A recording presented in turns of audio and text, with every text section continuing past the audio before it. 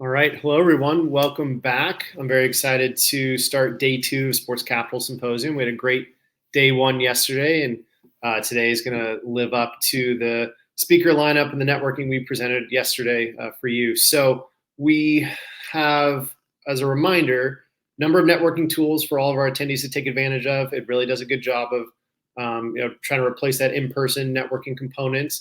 And the most engaged attendees who do the most networking are going to be eligible to win some Wizards and Capitals tickets. So keep that in mind. And for today, I'm really pleased to be kicking us off with a one-on-one fireside chat with Caryn Seidman Becker. She's the co-founder, chairman, and CEO of Clear. And Caryn, I'd love to have you come up on stage now. We can kick this off. So we're really thrilled to have gotten Caryn. Caryn's obviously been a super busy year for you. Both with IPO, with COVID, a lot of transformation in the industry. You guys touch sports and entertainment and fans and transportation, and we have 35 minutes together. I wish it was a lot longer because there's a lot to discuss, but we're really appreciative of your time here today, and thank you for joining us. Excited to be here. Looking for the fireside. One day we'll get back to it. But I guess, there's so much going on right now in terms of fans, travelers returning to airports, stadiums, arenas, et cetera, processing them safely, moving through.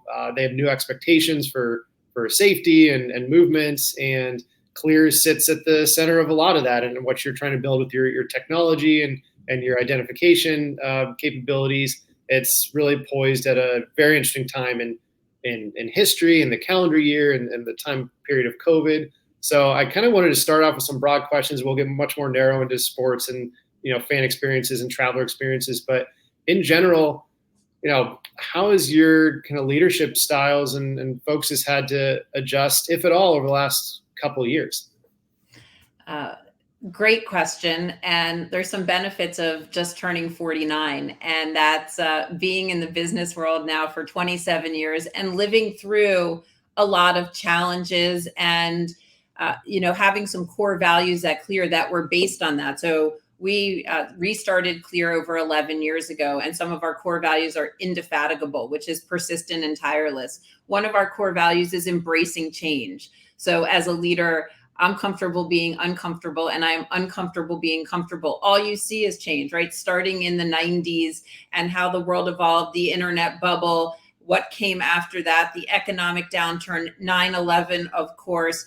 And so navigating through those challenges and seeing that the world does come back and that there are leaders who through history have helped that return to life, to normalcy, and to come back better, not to come back the same, but to come back better and to learn from history, to lead through those challenges, were definitely foundational. And we dug deep in February of 2020, but had a culture and a team that were steeped in that. And so one of my big sayings is that we think it's leaders' jobs to look around corners, to not be reactive, but to be proactive, to aggregate and translate data points to make decisions, be decisive. And so we did that in February of 2020. You looked around the world, you saw what was happening, you started to engage experts, and there was a high indication that that could be happening here.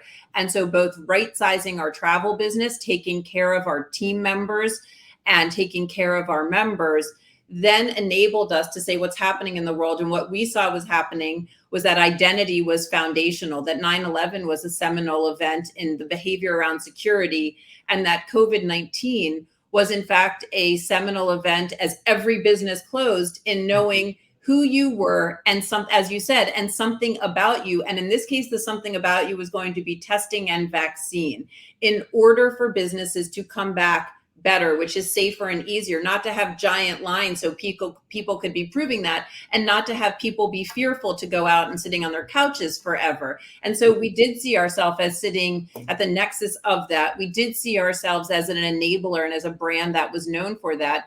And so we quickly got to work one of the questions you had asked me was about, leadership in crisis, communication. Our team from across the country was meeting, our leadership team was meeting every morning at 8 o'clock, no matter where we were in the world, together to really plan our future, to be very decisive. You never have perfect data, to make decisions on the data that you have, to cross-reference multiple different pieces of data for those decisions, which enabled us to build Health Pass and enabled us to, quite frankly, further our mobile platform that was already in effect and partner with so many different industries. Quite frankly, the NHL was the first one, and they went first as we helped them rebuild their bubble. And so it's an interesting point. It could have been any industry and any company. It was the NHL. It was a sports organization that took a leadership position to say, we need to come back better. We need to have our bubble in Canada. We need to bring sports back. And I think both the NBA and the NHL were leaders in different ways through this. And the NFL has been really strong in coming back. So sports has, I think, been right at the center, along with Clear, of helping the world come back and show that people can do it. People want to be together. And that there was also changes in behavior as you were sitting ordering DoorDash, to your couch and getting tacos, whatever you wanted, when you wanted, Amazon, Peloton, right? This was the new expectation of these frictionless, customized, personalized, on-demand experiences. So we tried to really focus on safer and easier as our North Star.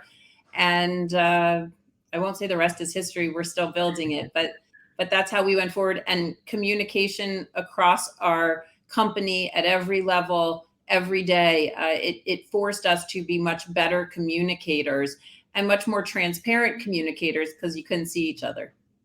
Absolutely. And Caryn, you said a couple of times of come back better, but I want to hone in on that because it's not just a phrase you're using. You actually launched an initiative recently called Come Back Better Initiative.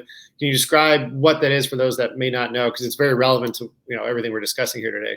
Yeah, we've built partnerships, whether it be with Open Table and Resi in the restaurant business, from big restaurant chains to small independent restaurants, with sports teams and leagues. The Las Vegas Raiders really stand out, but also in Washington at Capital One Arena. We've built partnerships with companies to help them with their offices and reopening. And so, in Las Vegas, with the state of Hawaii, so you don't have to quarantine. So this is really broad. And this is about making experiences safer and easier, integrating this into your own customer, employee, fan experience to make the comeback safer and easier, and really create this foundation from which you can build new products on. And what you really start to see across the landscape is that so many industries have structural similarities. To have a seamless and safe back to office experience looks a lot like having a seamless and safe go to Hawaii experience, looks a lot like having a seamless and safe fan experience. And so it is technology led, it is founded in identity, and it is having a platform that you can not only have Health Pass, but you can link it to your employee, right, HR information system, that you can link it to your building badge.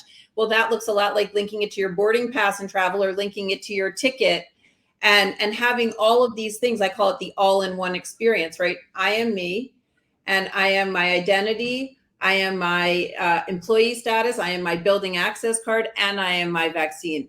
I am me, I am a fan, I am my ticket, I am my credit card and driver's license to buy a beer, and I am my vaccine. So it's the right attributes and insights for the right use case, both physically and digitally, online and offline, to create this better experience and help our partners and our members come back better. And I think an important point is also giving people the confidence to get back out there. I think that the sort of the damage 18 months of people staying at home, the fear factor for people, both children and adults, going back to school or going back to work is high.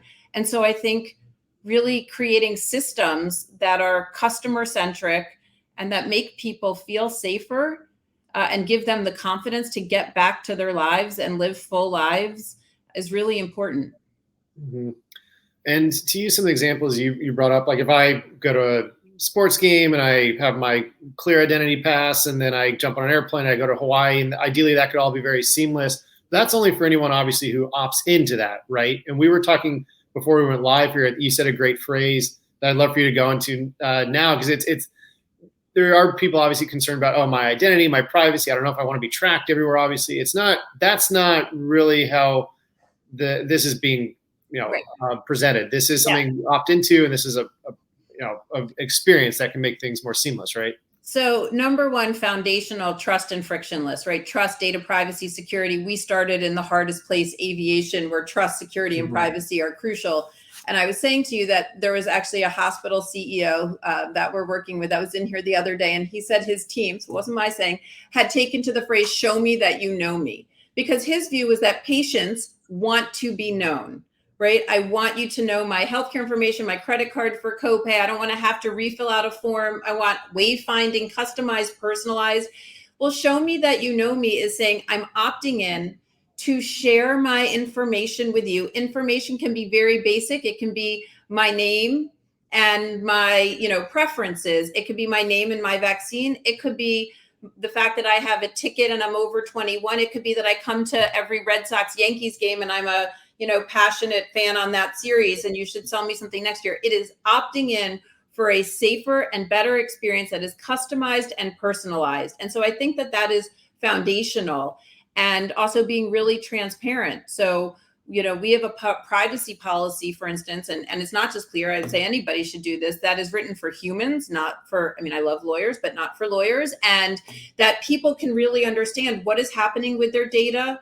What are their rights? Where does it go? And so we think that's really foundational.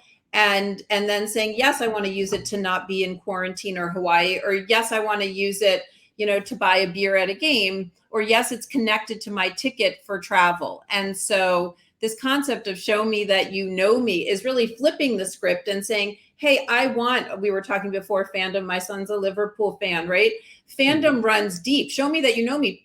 People walk around in sports jerseys. They want to be known as a fan of whatever team or whatever player. It's so important to them.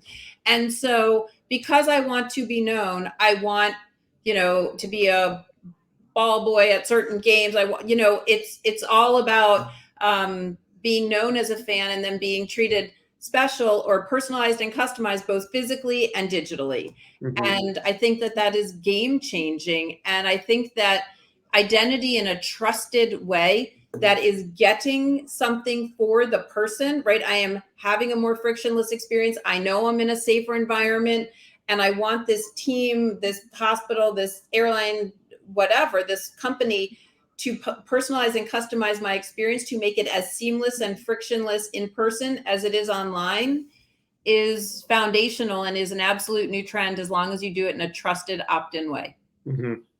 Show me that you know me. That's definitely the phrase that resonated with me. It's quite the approach for those that like the personalization, but are a little concerned about privacy, and they're like, no, you opted in. This is perfect. We know you. We can help you. We can make things more seamless. Yeah, I think to that point, maybe a decade ago, companies weren't building online companies, digital companies were not building brands that stood for trust necessarily. I think in person, a lot of companies and a lot of brands stand for trust, right? In healthcare and consumer brands, I think you trust certain brands. I think that the tide has turned, and it is digital companies' responsibility to be known for trust, to build brands that can and should be trusted. And that's through transparency, that's through opt-in, that's through privacy, and then letting people have access to and control their information. And I think that's another big change from COVID, which is I want to have my information. I want to have my healthcare information. I want to have my employee information. It should all be connected to me, and I should be able to control it and do what I want, share it as I want, as I need, ahead of time with a restaurant embedded in a Resi reservation, so that when I get there, it's all there. But I'd also like them to know my allergies. I want a team to know when I'm coming to the game, who I'm coming with, and I expect better experiences because of it. And Caryn, you mentioned obviously Clear started in transportation. You've been partnered with more and more teams and leagues. What is the hope for you to continue to obviously service transportation industry, but then expand into sports, entertainment, beyond? And what's the current kind of breakdown of subscribers roughly? So what I can tell you is that there are well over 7 million members on the platform today. We crossed that number in the middle of August. We've seen an enormous acceleration in enrollments because it's coming through multiple verticals, right? It's coming through aviation. Never has it been more important to have a frictionless experience in airports. It's coming through sports teams. Our biggest one right now, the Las Vegas Raiders, is off to an incredibly strong start, and they're having, a great season. Fans are having great experiences because of it, or partially because of it, obviously, because they're getting to get back together safely. It's coming through so many different verticals, whether it be restaurants or theaters or office buildings or music festivals. And so I think that this new expectation of enroll once, use it everywhere with a trusted brand, I think that we're helping set a customer expectation. But I also think, to your point, travel is not just the airplane. It's not just the ride share or the parking. What we're really focused on is holistic journeys. And in fact, if you're flying to the NBA finals, it's the travel, it's the hotel, it's the ride share, and it's the experience holistically. And so trying to put that, right now, you have fragmented experiences, but we actually see connective tissue through all of them.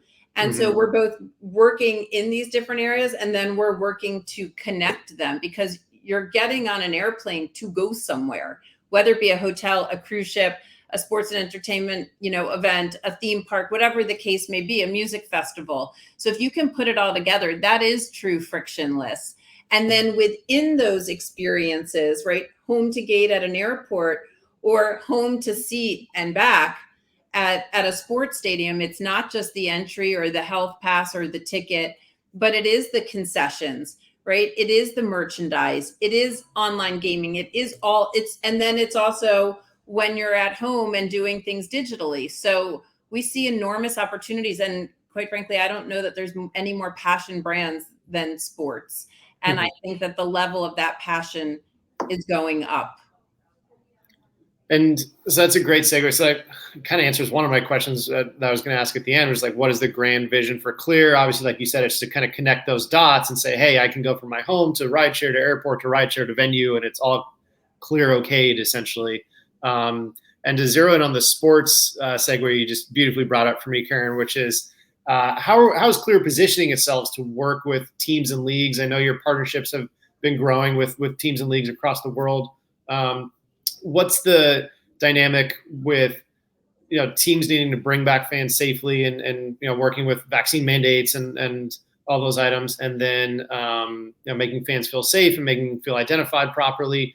How is that going with sports teams in particular, and how is Clear positioning themselves to be a part of kind of the digital roadmap of teams and leagues and venues?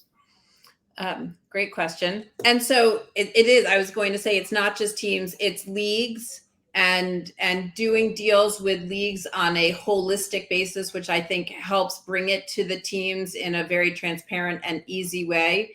It's different teams want different things and different fan experiences. And so there's that piece too. And then there's venues, because actually some of the biggest events we're seeing are in music festivals, right? And so whether it be in a venue or out in a field, where actually you also have to be able to do things offline, because connectivity is not always there. And quite frankly, connectivity when 75,000 fans show up at one game also sometimes can be challenged. So being able to operate in an online and offline world is really important. And so what I would say is that people, teams and leagues have a new view of what the fan experience should be. They also have a new view, I think, of safety. It was security in a post 9/11 world. Safety encompasses both security and health and wellness. And the foundation is we should never be shut down again. We have to build foundations through partnership to ensure that businesses, including sports, stay open, right? So that's foundational. But you also have to do it in a way that improves the fan experience, that is embedded through SDKs, through mobile, in that fan experience. And then that it's not just one-off, because people don't want to sign up for 6 different apps and 6 different experiences. And we are certainly hearing that from teams and leagues, right? They want to do things in their app, and they want to serve their fans holistically.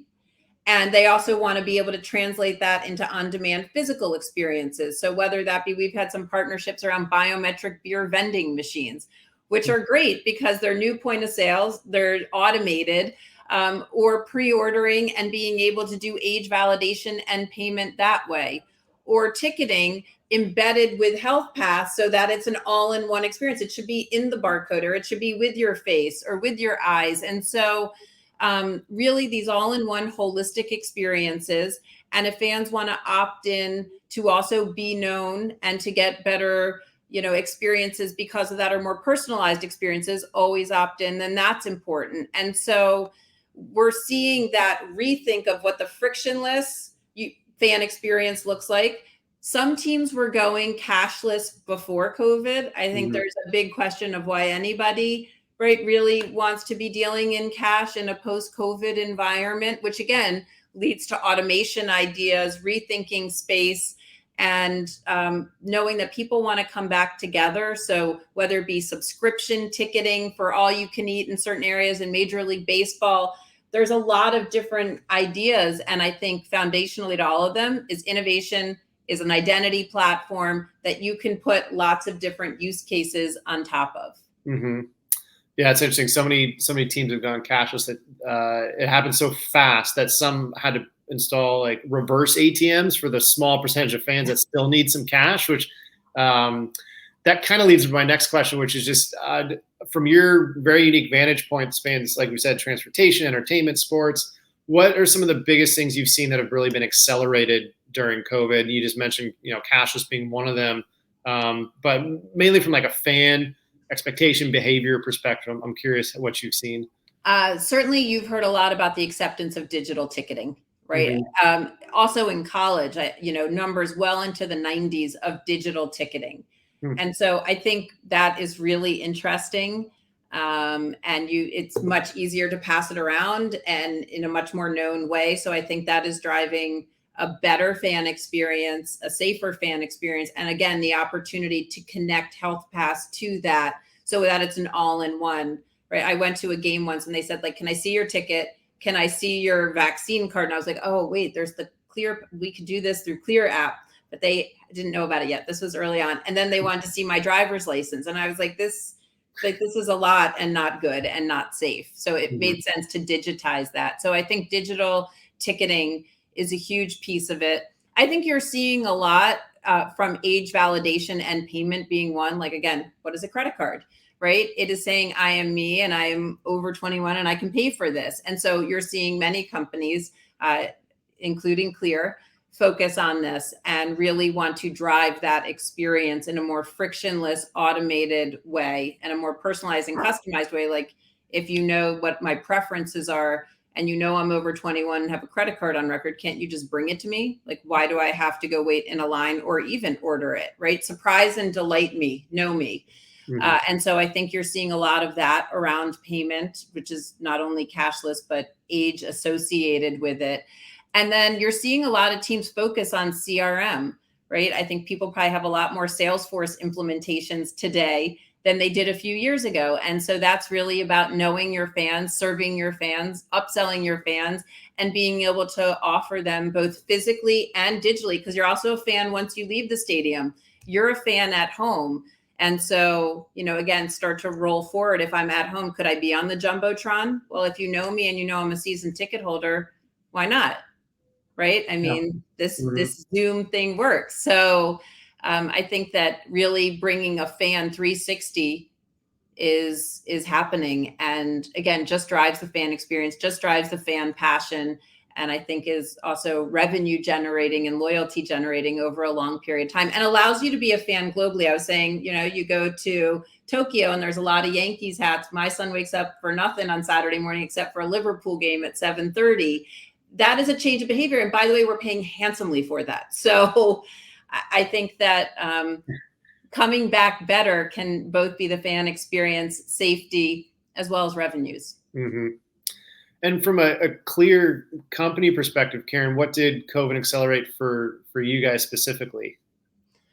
We say that it was 5 years of business development in less than 1 year. People that we were calling on saying, hey, you should care about who's coming to your stadium or into your office building or into your whatever, and something about them when you were shut down, and that was crucial to come back. That really started to resonate. So the conversations or the early partnerships that we were having for several years were deeply accelerated. Our mobile platform deeply accelerated, right? Clear started in airports on pods with smart cards. Then we went to the cloud, now mobile. So this concept of you in the cloud on your phone is really important. We want to serve our partners and our customers wherever they are, facial, fingerprints, eyes, we think longer term voice. And so all of those things were accelerated. And also this concept of taking Clear from what we call 12 times a year to 12 times a day and becoming a daily habit is happening. So, I'll use it here to get into a restaurant in the morning, to get into my office right after that, to go to a sports game, and then to get on an airplane. And then through that, using it multiple times through those different verticals. And so it is becoming a daily habit.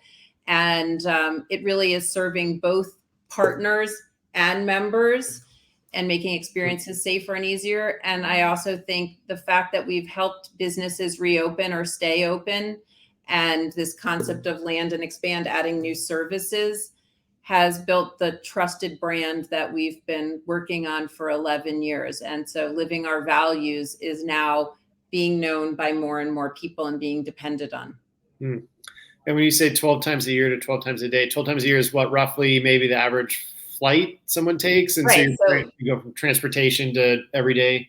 Correct. So on average, frequent flyers travel once a month, mm-hmm. and 12 times a year, which is really 24 flight segments, but that's super technical. No, and so it's multiple, but that's what it was. But now it's multiple times a day for different use cases, and not having to do anything, but just open up the app or walk in through facial or put your fingerprint down or your eyes. And so serving different people in different ways, making experiences safer and easier, and quite frankly, delighting people. We're obsessed with our member experience. We're obsessed with sports fans' experiences.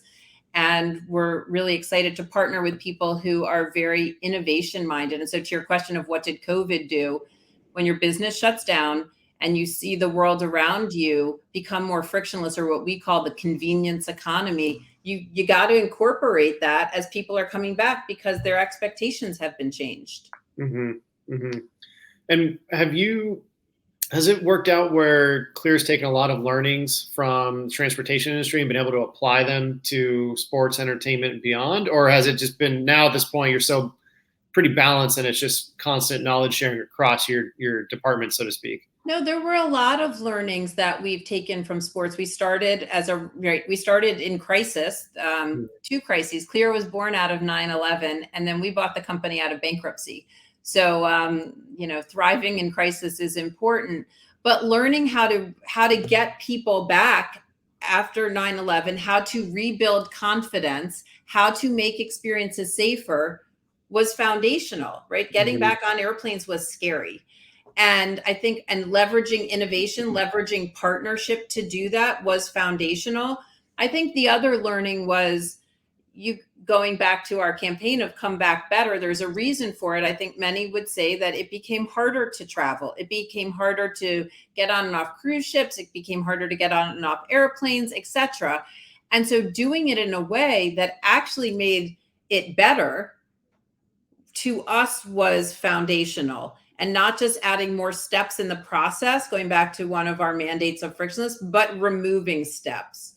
We were like, let's make this as easy as possible to link your test results, link your vaccine results, embedded in a ticket, this all-in-one experience. And also creating a modular platform, because again, the world keeps changing, and you look over the past 20 years, it's changed a lot. And so creating this platform, almost like Legos, where things are interchangeable and you can keep stacking on top as long as you build a strong foundation. And we have and had built a robust, secure identity platform from which you could add verticals, and the verticals and the products that we had in transportation linking to a boarding pass has structural similarities to linking to a ticket or linking to a building access badge.